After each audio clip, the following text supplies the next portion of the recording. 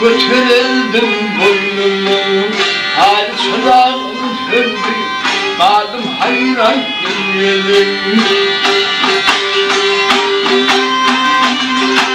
Yani sıran yüreğimde hile derdim boynuma.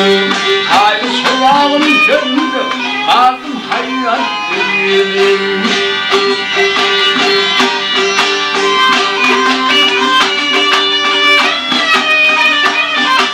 Benim bağlamın adı kanımın efendim. Bir vakit aceledim, yürek bağırım kesildim.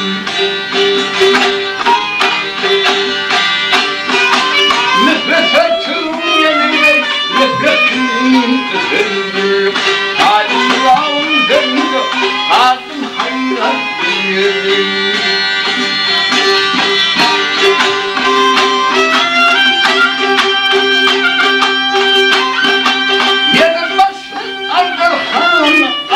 Adım dayanıyor, bakıyor da gidenlerimi kaydı çok gelin.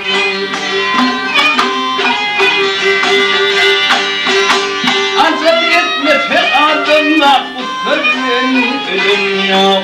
Hali şurağım döndü, adım hayran dinledim.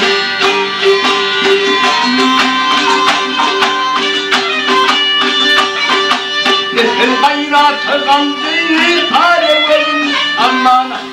Hele kalemın çeçali, dilden ayrı sanmayı.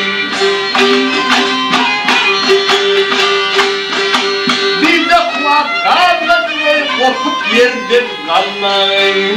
Hadi şırağım döndü, aldım hayran dinledim. Havadan arınır, ben aydayım buradayım. Dünyanın kapıl tutup vah geçirdim ömrümdayım. Mahrum gidenlerimi kaybı gelmez gözeyim. Hali sokağım döndü, alım hayran dinledim. Kaldım hayran dinledim. Hadi sokağım döndü, kaldım hayran dinledim.